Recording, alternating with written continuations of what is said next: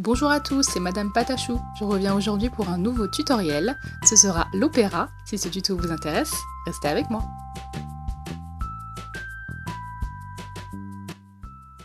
Alors, j'ai pris pour ce tutoriel 4 couleurs de pâte différentes.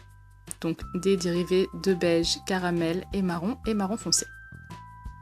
Je viens prendre ma couleur la plus claire qui me servira de biscuit et je viens l'étaler. Donc je ne l'étale pas trop finement. Puis je viens couper un rectangle. Donc dans cette pâte, j'essaie de faire le plus droit possible. Si vous avez peur de vraiment pas faire droit, n'hésitez pas à vous faire un petit patron sur un papier pour toutes vos couches. Une fois que j'ai fait ça, je prends ma couleur marron et je viens l'étaler. Donc cette fois-ci, je l'ai étalé un petit peu plus finement. Et je prends ma pâte précédente pour m'aider dans les dimensions.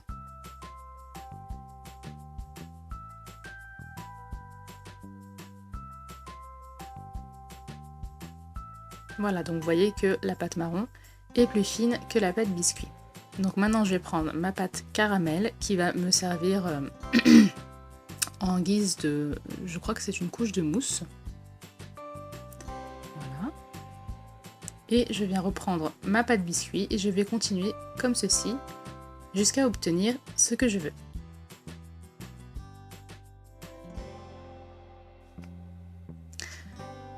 Sachant qu'au milieu donc, de mon opéra, il y aura la pâte la plus foncée et elle sera également sur le dessus pour faire la fine couche qui sera brillante à la fin. Donc n'hésitez pas à vous aider de vraies photos d'opéra sur internet parce que je ne saurais pas vraiment vous dire dans quel sens il faut bien mettre les couches, mais moi je me suis aidée d'une photo. Donc voilà, vous allez obtenir des couches assez épaisses, donc on va venir les coller plus ou moins ensemble avec les mains. Puis avec un rouleau, on va venir les aplatir. Donc pas trop, attention. Ensuite, vous allez mettre ça au congélateur une dizaine de minutes pour que ça durcisse.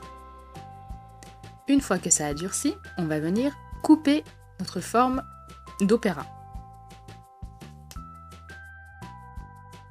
Donc là, j'ai pu couper un opéra et plusieurs parts individuelles.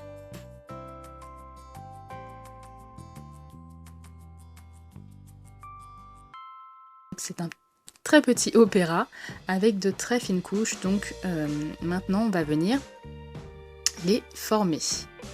Donc on va venir donner de la texture à chaque couche. Donc là je vais donner de la texture biscuit à la couleur biscuit. Donc je vais faire ça tout le tour. Donc c'est très minutieux parce que c'est très petit, donc c'est vraiment pas facile à texturer. Il faut vraiment prendre son temps. Ensuite, pour la couleur caramel qui est la mousse, j'ai fait des petits trous, donc je n'ai pas fait comme mes biscuits. Il faut vraiment jouer sur les textures différentes pour vraiment obtenir l'opéra que vous voulez au final.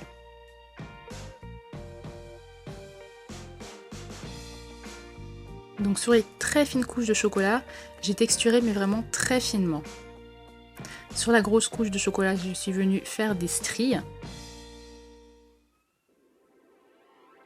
Et puis je recommence dans l'autre sens, donc avec mon biscuit, mon chocolat et ma mousse.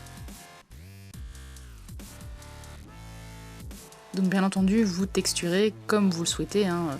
Personnellement, je n'ai jamais fait d'opéra, je me suis juste inspirée de photos, donc voilà.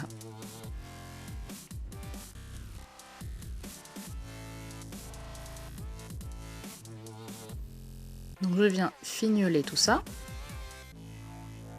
Une fois que j'ai tout texturé, on va le passer au four.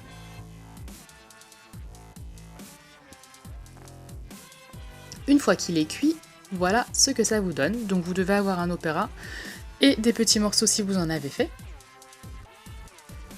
Maintenant, on va passer à la décoration. Donc on va vernir tout le dessus de nos gâteaux, donc seulement le dessus. Donc n'hésitez pas à mettre plusieurs couches de vernis ou vraiment une couche assez épaisse pour vraiment que ça fasse un effet très brillant. Et ensuite je viens mettre des petites feuilles d'or dans les coins. Donc ces feuilles d'or je les ai trouvées sur internet il y a très longtemps, c'était pour le nail art. Et voilà, je ne sais plus du tout où je les ai achetées, mais je pense que facilement vous les trouverez sur eBay sans souci. Mais sinon je suis désolée, je ne peux pas vous aider. Donc voilà, une fois que vous avez fait ça, c'est terminé. Votre opéra est terminé. Vous avez réalisé un opéra. Je vous dis à la prochaine pour un nouveau tutoriel. Bisous bisous.